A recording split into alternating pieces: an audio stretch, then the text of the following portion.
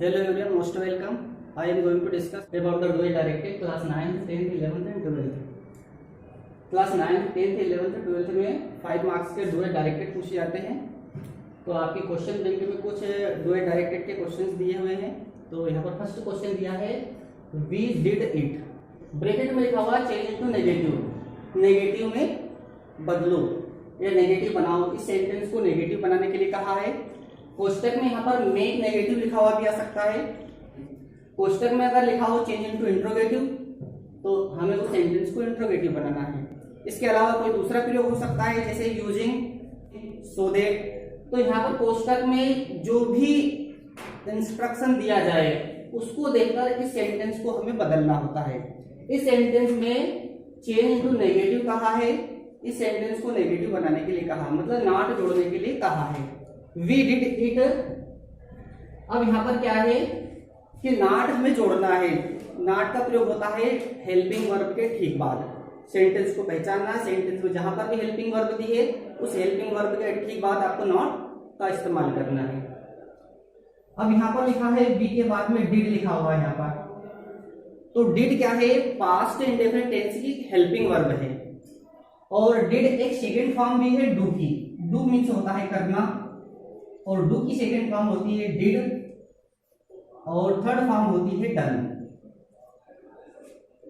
तो यहां पर ये डिड, ये डू की सेकेंड फॉर्म है और यहां पर लिखा है बी के ठीक बाद डिड लिखा हुआ है।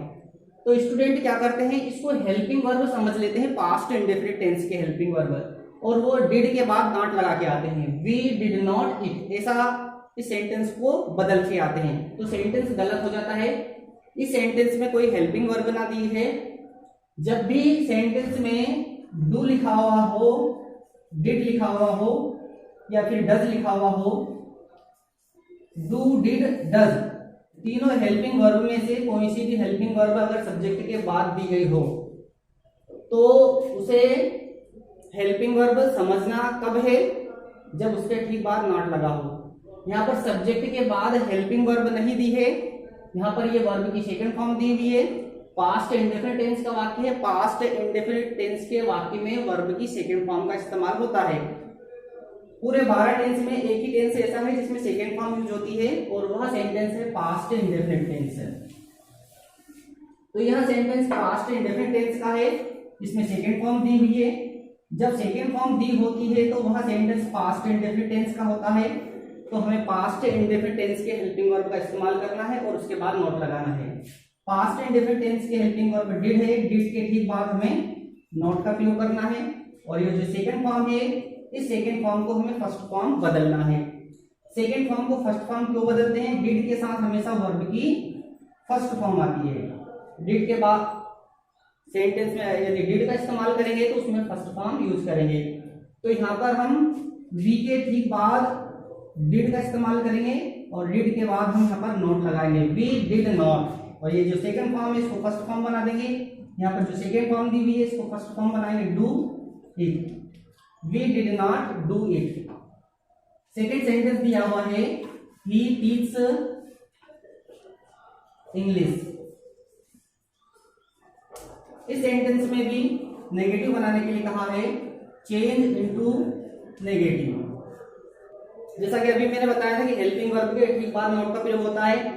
यहाँ पर सब्जेक्ट दिया हुआ है ही और ही के बाद यहाँ पर टीच लिखा हुआ है। यहाँ पर कोई हेल्पिंग वर्ब नहीं दी। यदि सेंटेंस में हेल्पिंग वर्ब दी हो तो डायरेक्ट हम उसमें नॉट लगाएंगे। यदि हेल्पिंग वर्ब ना दी गई हो तो सेंटेंस को पहचानना है कि वह कौन से टेंस का वाक्य है।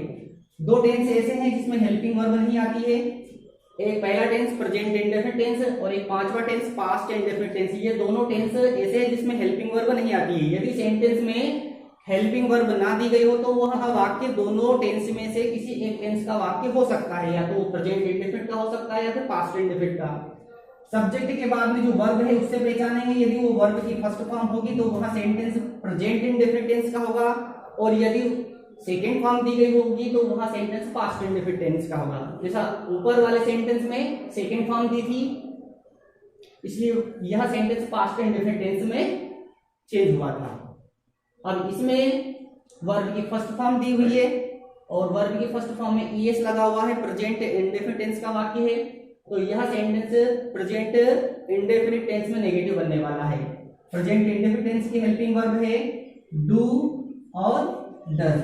तो हमें डू या डज का इस्तेमाल करना है, उसके बाद हमें नॉट का इस्तेमाल करना है, और वर्ब की जो फर्स्ट फॉर्म है उसमें अगर एस या ईएस लगा हो तो उसको हटाना है। यह प्रेजेंट इंडेफिनिट टेंस में करना है। पास्ट इंडेफिनिट टेंस का वाक्य होगा तो हमें हेल्पिंग वर्ब डिड का इस्तेमाल करेंगे, उसके बाद नोट लगाएंगे, सेकंड फॉर्म को फर्स्ट फॉर्म बनाएंगे। प्रेजेंट इंडेफिनिट में क्या करना है, सब्जेक्ट को देखकर हमें हेल्पिंग वर्ब लगाना है। प्रेजेंट इंडेफिनिट टेंस की हेल्पिंग वर्ब दो है यहाँ पर, डू और डज। डू का प्रयोग आई और प्लूरल नंबर के साथ होता है, डज का प्रयोग सिंगुलर नंबर के साथ होता है। सिंगुलर नंबर होता है ही, सी, इट, नेम। तो हमें सब्जेक्ट को देखकर हेल्पिंग वर्ब का इस्तेमाल करना है, उसके बाद नोट लगाना है और ए से एस को हटाना है। तो हमारा आंसर यहाँ पर तैयार हो जाएगा। ही सिंगुलर नंबर है, हम हेल्पिंग वर्ब डज का इस्तेमाल करेंगे। ही डज, डज के बाद नोट लगा देंगे और ए से एस को हटाना है। तो टीच, ई एस लगा हुआ है इसमें, तो हम इसको लिखेंगे teach, teach English. He does not teach English, वह इंग्लिश नहीं पढ़ाता है। ये सेकेंड सेंटेंस हमारा हो गया यहाँ पर। क्वेश्चन नंबर 3, यहाँ पर सेंटेंस दिया हुआ है राजा क्राइड फॉर मिल्क, राजा दूध के लिए रोता था। यहाँ पर सेंटेंस में निर्देश दिया है change into present indefinite tense. इस वाक्य को प्रेजेंट इंडेफिनिट टेंस में बदलना है। ये वाला जो सेंटेंस है इसको प्रेजेंट इंडेफिनिट टेंस में बदलना है। किसी एक टेंस के वाक्य को किसी दूसरे टेंस में अगर बदलना हो तो दो चीजों को बदलना होता है। एक तो होती है हेल्पिंग वर्ब, एक तो है हेल्पिंग वर्ब और दूसरी है मेन वर्ब। हेल्पिंग वर्ब और मेन वर्ब को अगर मान लो हम बदल दें तो वह दूसरे टेंस में चला जाता है। अब हमें देखना है उसमें हेल्पिंग वर्ब कौन सी दी है और मेन वर्ब कौन सी दी है, क्योंकि सभी टेंस की हेल्पिंग वर्ब अलग अलग होती है और सभी टेंस में मेन वर्ब भी अलग अलग होती है। किसी टेंस में वर्ब की फर्स्ट फॉर्म यूज होती है, किसी में सेकंड फॉर्म, किसी में थर्ड फॉर्म, किसी में वर्ब की फर्स्ट फॉर्म में आईएनजी का इस्तेमाल होता है। तो हमें सेंटेंस को देखना है। इस सेंटेंस में सेकंड फॉर्म लगी हुई है तो इसका मतलब यह सेंटेंस पांचवें टेंस का वाक्य, पास्ट इंडेफिनिट टेंस का वाक्य है। और यहाँ पर कोष्टक में निर्देश दिया है चेंज इनटू प्रेजेंट इंडेफिनिट, ये पहले टेंस में बदलने के लिए कहा गया है। ये पांचवें टेंस का वाक्य है, पास्ट इंडेफिनिट टेंस का वाक्य है, इसको पहले टेंस में बदलने के लिए कहा है change into present indefinite tense. पांचवें टेंस के वाक्य को पहले टेंस में ले जाने के लिए कहा है।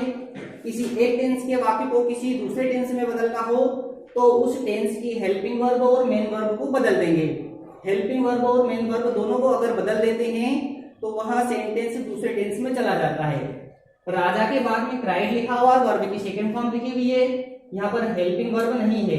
इस सेंटेंस में कोई हेल्पिंग वर्ब नहीं दी हुई है, केवल मेन वर्ब दी हुई है, क्राइड सेकंड फॉर्म दी हुई है। अब ये वाला जो टेंस है इसमें भी हेल्पिंग वर्ब का इस्तेमाल नहीं होता, प्रेजेंट इंडेफिनिट टेंस है, इसमें भी हेल्पिंग वर्ब यूज नहीं होती है। इसमें क्या होता है, एक वचन जो कर्ता होता है, मतलब सिंगुलर नंबर, यदि सब्जेक्ट सिंगुलर नंबर दिया हो, कौन कौन से, ही, सी, इट, नेम, ये जो चार सब्जेक्ट हैं उनके साथ वर्ब की फर्स्ट फॉर्म में एस या ईएस जोड़ते हैं, एस या ईएस जोड़ते हैं। कौन से टेंस में, प्रेजेंट इंडेफिनिट टेंस में। अब देखिए ये सेंटेंस कैसे चेंज होने वाला है, मतलब पास्ट इंडेफिनिट से प्रेजेंट इंडेफिनिट टेंस में बनने वाला है। ही, सी, इट, नेम के साथ वर्ब की फर्स्ट फॉर्म के साथ एस या ईएस लगाते हैं। तो हमारा आंसर बन जाएगा यहाँ पर राजा। ये सेकेंड फॉर्म दी हुई है, सेकेंड फॉर्म को हमें वर्ब की फर्स्ट फॉर्म बनानी है और उसमें क्या जोड़ना है, एस या ईएस। तो यहाँ पर राजा लिखा हुआ है, एक व्यक्ति का नाम दिया हुआ है। यदि यहाँ पर सब्जेक्ट कोई सिंगुलर नंबर दिया हो, किसी व्यक्ति का नाम दिया हो, तो उसके साथ वर्ब की फर्स्ट फॉर्म में एस या ईएस जोड़ते हैं। तो हम यहाँ पर वर्ब की फर्स्ट फॉर्म यूज करेंगे क्राई, और इस क्राई में क्या जोड़ना है हमें, एस या ईएस। वर्ब की फर्स्ट फॉर्म में एस या ईएस जोड़ने का नियम यह है कि यदि वर्ब का लास्ट लेटर वाई दिया हो और वाई से पहले कॉन्सोनेंट दिया हो, मतलब व्यंजन दिया हो, तो वाई को आई में बदलकर ईएस लगाना पड़ता है। तो यहाँ पर वाई से पहले कॉन्सोनेंट दिया हुआ है आर, इसलिए इस y को हटा के हम i बनाएंगे और इसमें es लगाएंगे। तो यहाँ पर हो गया cries, Raja cries for milk. तो यहाँ पास्ट इंडेफिनिट से प्रेजेंट इंडेफिनिट टेंस में ये वाक्य चेंज हो गया। क्वेश्चन नंबर यहाँ पर 4 दिया, they are playing football, change the voice. इस सेंटेंस में वॉइस चेंज करने के लिए कहा है। एक्टिव वॉइस के सेंटेंस को पैसिव वॉइस में बदलने के लिए कहा जा सकता है, तो यहाँ पर लिखा रहेगा चेंज इनटू पैसिव वॉइस। या पैसिव वॉइस के सेंटेंस को एक्टिव वॉइस में बदलने के लिए कहा जाए तो लिखा रहेगा चेंज इनटू एक्टिव वॉइस। लेकिन अगर ऐसा लिखा है चेंज द वॉइस, केवल वॉइस लिखा है change the voice, voice change करने के लिए कहा गया है, तो हमें सेंटेंस को पहचानना है कि ये एक्टिव वॉइस का सेंटेंस है कि पैसिव वॉइस का सेंटेंस है। पैसिव वॉइस का जो सेंटेंस होता है इसमें हमेशा वर्ब की थर्ड फॉर्म यूज होती है और उसमें प्रपोजिशन बाय का इस्तेमाल होता है। बट यहाँ पर तो कोई थर्ड फॉर्म नहीं है और ना ही इसमें प्रपोजिशन बाय आया है, इसका मतलब ये पैसिव वॉइस का वाक्य नहीं है, ये एक्टिव वॉइस का वाक्य है। तो एक्टिव वॉइस के वाक्य को हमें पैसिव वॉइस में बदलना है। तो यह सेंटेंस एक्टिव वॉइस का सेंटेंस है, हमें इसको पैसिव वॉइस में बदलना है। एक्टिव वॉइस के सेंटेंस को पैसिव वॉइस में बदलने के लिए इसके 5 नियम है कि जो सब्जेक्ट दिया हो उसको ऑब्जेक्ट के स्थान पर रखा जाता है और ऑब्जेक्ट को सब्जेक्ट के स्थान पर रखा जाता है। सब्जेक्ट कहाँ होता है? सेंटेंस के प्रारंभ में। ऑब्जेक्ट कहाँ होता है? सेंटेंस के अंत में। मतलब वर्ब की फर्स्ट फॉर्म, सेकेंड फॉर्म या थर्ड फॉर्म, कोई सी फॉर्म हो सकती है, उसके बाद वाला ऑब्जेक्ट होता है। तो जो सब्जेक्ट है उसको ऑब्जेक्ट के स्थान पर रखेंगे, ऑब्जेक्ट को सब्जेक्ट के स्थान पर रखेंगे। तो यहाँ पर दे को उठा के हम यहाँ पर फुटबॉल के स्थान पर लिखेंगे तो इसको लिखेंगे हम देम। क्या बनाएंगे? देम। ये दे से देम क्या हो गया? वो इसलिए हुआ कि अगर सब्जेक्ट या ऑब्जेक्ट के रूप में कोई प्रोनाउन दिया गया हो, प्रोनाउन दिया गया हो तो उसको चेंज किया जाता है। प्रोनाउन को चेंज कैसे कर सकते हैं? जैसे सब्जेक्ट के रूप में ही दिया हो तो उसको हिम बनाया जाता है। यदि ऑब्जेक्ट के रूप में हिम दिया हो तो उसको उधर लाने पर ही लिखा जाता है।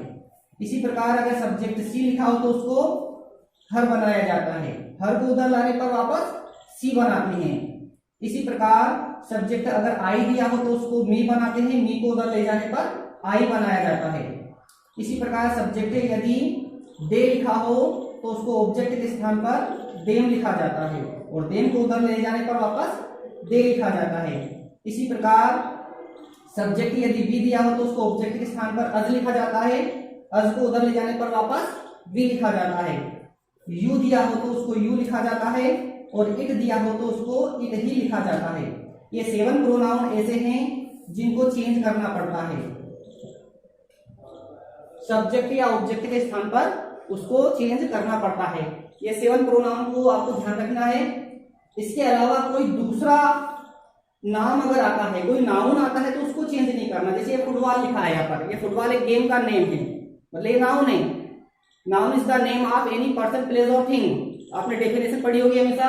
किसी भी व्यक्ति, वस्तु, स्थान का जो नाम होता है, मतलब नाम किसी का भी नाम हो, वो नाउन होता है। तो फुटबॉल क्या है? एक गेम का नाम है। तो जो नाउन होता है उसको चेंज नहीं करेंगे। ये फुटबॉल लिखा है तो उसको यहाँ पर फुटबॉल ही लिखना पड़ेगा, फुटबॉल। इसको चेंज नहीं करना है। यदि प्रोनाउन होता है तो चेंज करना है। ये प्रोनाउन आपको 7 प्रोनाउन को ध्यान रखना है, ये 7 प्रोनाउन ही चेंज होंगे।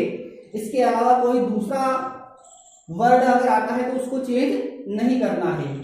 इसलिए यहाँ पर दे को उठा के हमने देम लिखा और फुटबॉल को उठा के हमने वैसा फुटबॉल ही लिख दिया।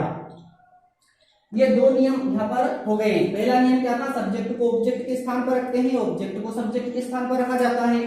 तो हमने दोनों को बदल दिया। प्रोनाउन चेंज किया जाता है तो प्रोनाउन भी हमने चेंज कर दिया, दे को देम बना दिया।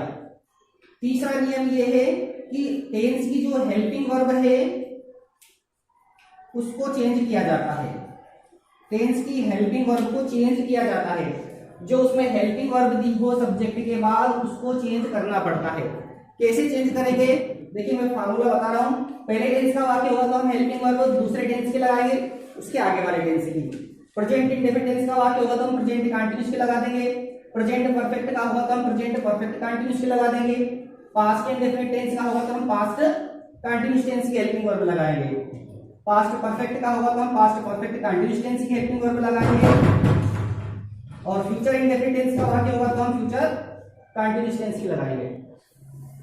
फ्यूचर परफेक्ट टेंस का वाक्य होगा तो फ्यूचर परफेक्ट कंटीन्यूअस टेंस की हेल्पिंग वर्ब लगाना है। करना क्या है, जिस टेंस का वाक्य दिया गया हो उसी टेंस की हेल्पिंग वर्ब यूज नहीं करना है, बल्कि उसके आगे वाले टेंस की हेल्पिंग वर्ब यूज करना है। टेंस का क्रम याद होना चाहिए कि कौन सी टेंस के बाद में कौन सा टेंस आता है। लेकिन ध्यान रहे, यदि वर्ब की फर्स्ट फॉर्म में आईएनजी लगा हुआ मिले वाक्य में, तो फिर हम हेल्पिंग वर्ब उसी टेंस की लगाने वाले हैं जिस टेंस का वाक्य दिया गया हो। ऐसा प्रेजेंट कंटीन्यूअस टेंस में करेंगे और पास्ट कंटीन्यूअस टेंस में करेंगे। बाकी जो चौथा टेंस है, आठवां टेंस है, 10वां टेंस है और जो 12वां टेंस है, इसमें पैसिव वॉइस नहीं बनता है। कुल मिलाकर 8 टेंस में पैसिव वॉइस बनाए जाते हैं। तो यहाँ पर आईएनजी लगा हुआ मिल रहा है, इसका मतलब हम हेल्पिंग वर्ब उसी टेंस के लगाने वाले हैं जिस टेंस का वाक्य दिया गया हो। ऐसे सेंटेंस में हम बिंग का इस्तेमाल करेंगे। बिंग और आईएनजी दोनों राइमिंग वर्ड है, वैसे आप याद रखना इसको, बिंग इंग, है ना। तो यहाँ पर प्लेइंग लिखा हुआ है, प्ले में आईएनजी लगा हुआ है, इसका मतलब इसमें बिंग लगने वाला है। बिंग का इस्तेमाल कहाँ करेंगे हम, हेल्पिंग वर्ब के ठीक बाद। तो यहाँ पर देखिए प्रेजेंट कंटीन्यूअस टेंस का वाक्य है, आर लिखी हुई है, तो प्रेजेंट कंटीन्यूअस टेंस का वाक्य है, तो हम प्रेजेंट कंटीन्यूअस टेंस की हेल्पिंग वर्ब लगाने वाले हैं। यहाँ पर देखिए सब आर इस्तेमाल हुई है, हम यहाँ पर फुटबॉल के साथ इज का प्रयोग करेंगे, क्योंकि यहाँ पर ये सिंगुलर नंबर में दिया हुआ, एक वचन में दिया हुआ है, इसलिए हम यहाँ पर इज का इस्तेमाल करेंगे। इज के ठीक बाद हम बिंग का इस्तेमाल करेंगे। बिंग का इस्तेमाल केवल 2 टेंस में ही करना है, present continuous tense and past continuous tense, क्योंकि ये दोनों टेंस ऐसे हैं जिसमें हेल्पिंग वर्ब में आईएनजी का इस्तेमाल होने वाला है। तो अगर वर्ब की फर्स्ट फॉर्म में आईएनजी लगा हुआ मिले तो समझ लेना, इससे आपको 2 बातों का पता चल रहा है। एक तो इसमें बिंग का इस्तेमाल करेंगे हम, और दूसरा ये कि उसमें हेल्पिंग वर्ब भी उसी टेंस की इस्तेमाल करेंगे जिस टेंस का वाक्य दिया हुआ है। बाकी दूसरे टेंस में आपको बिंग नहीं लगाना है। बिंग इसलिए नहीं लगाएंगे क्योंकि उनमें आईएनजी लगा हुआ नहीं मिलेगा, और आईएनजी लगा हुआ ना मिले तो समझ लेना कि हेल्पिंग वर्ब हमें आगे वाले टेंस की यूज करना है। तो ये कौन सा नियम है, तीसरा नियम है। हेल्पिंग वर्ब कैसे चेंज करना है ये मैंने आपको फार्मूला बता दिया है। चौथा नियम ये है कि पैसिव वॉइस में हमेशा वर्ब की थर्ड फॉर्म का प्रयोग होगा। जितने भी टेंस हैं सारे टेंस में वर्ब की थर्ड फॉर्म लगाएंगे यदि सेंटेंस को पैसिव वॉइस बनाना हो। तो ये प्लेइंग लिखा हुआ है, हम इसमें क्या करने वाले हैं, प्लेइंग को हम क्या बना देंगे, प्लेड बना देंगे। तो यहाँ पर हो जाएगा प्लेड। इसके बाद में 5वां नियम यह है कि जो ऑब्जेक्ट दिया हुआ है उसके ठीक आगे बाय का प्रयोग करेंगे। ऑब्जेक्ट के ठीक आगे, ऑब्जेक्ट कहां दिया हुआ है, यहाँ पर देम लिखा हुआ है, इस देम के ठीक आगे हम बाय का इस्तेमाल करेंगे। यहाँ पर बाय देम, तो हम इसको इस टाइप से लिख देते हैं, bye them. Football is being played by them. तो यह सेंटेंस एक्टिव वॉइस से पैसिव वॉइस में चला गया। सेंटेंस दिया हुआ है, ही मेक्स नाइस टी, वह अच्छी चाय बनाता है। चेंज द वॉइस, यह सेंटेंस एक्टिव वॉइस का है, इस सेंटेंस को पैसिव वॉइस में बदलना है। Change the voice, voice change करने के लिए कहा है। सेंटेंस को पैसिव वॉइस में बदलने के लिए ये 5 नियम हमने आपको अभी बताए थे। सब्जेक्ट को ऑब्जेक्ट के स्थान पर रखा जाता है, ऑब्जेक्ट को सब्जेक्ट के स्थान पर रखा जाता है। तो यहाँ पर सब्जेक्ट दिया हुआ है ही, ऑब्जेक्ट दिया हुआ है नाइस टी, तो हम यहाँ पर लिखेंगे नाइस टी, और ही को उठा के हमें नाइस टी के स्थान पर रखना है। तो ही को जब हम यहाँ पर लिखेंगे तो ये लिखेंगे हिम, ही को क्या बना देंगे, हिम, क्योंकि यहाँ पर नियम नंबर 2 कह रहा है प्रोनाउन चेंज। प्रोनाउन चेंज करने के लिए कह रहा है ही को हमें हिम बनाना है, तो यहाँ पर हमने ही को हिम बना दिया है। ठीक है, ही से यहाँ पर हिम हो गया नियम नंबर 2 के अनुसार। तीसरा नियम ये कह रहा है helping verb change. Helping verb change करना होती है, जिस टेंस का वाक्य दिया गया हो उस टेंस की हेल्पिंग वर्ब यूज नहीं करना है, बल्कि आगे वाले टेंस की हेल्पिंग वर्ब यूज करना है। यहाँ पर वर्ब की फर्स्ट फॉर्म में एस लगा हुआ है, और वर्ब की फर्स्ट फॉर्म में एस पहले टेंस में लगता है, प्रेजेंट इंडेफिनिट टेंस। अब हमें हेल्पिंग वर्ब कौन सी इस्तेमाल करना है, उसके आगे वाले टेंस की, प्रेजेंट कंटीन्यूअस टेंस की हेल्पिंग वर्ब इस्तेमाल करेंगे। यदि आईएनजी लगा हुआ होता इसमें तो हम हेल्पिंग वर्ब उसी टेंस की इस्तेमाल करते हैं, लेकिन यहाँ पर वर्ब की फर्स्ट फॉर्म में कोई आईएनजी लगा हुआ नहीं है, इसका मतलब हम हेल्पिंग वर्ब आगे वाले टेंस की इस्तेमाल करने वाले हैं। तो प्रेजेंट इंडेफिनिट से ये कौन से में चला जाएगा, प्रेजेंट कंटीन्यूअस टेंस में, मतलब प्रेजेंट कंटीन्यूअस टेंस की हेल्पिंग वर्ब इसमें इस्तेमाल करेंगे। तो प्रेजेंट कंटीन्यूअस टेंस की हेल्पिंग वर्ब 3 है, एक तो है इज, दूसरी दूसरी है आर और तीसरी है एम। इज सिंगुलर नंबर के लिए यूज होती है, आर प्लूरल नंबर के लिए यूज होती है और एम आई के लिए यूज होती है। यहाँ पर टी जहां की बात हो रही है सिंगुलर नंबर में आता है तो हम सिंगुलर नंबर की हेल्पिंग वर्ब इज का इस्तेमाल करेंगे।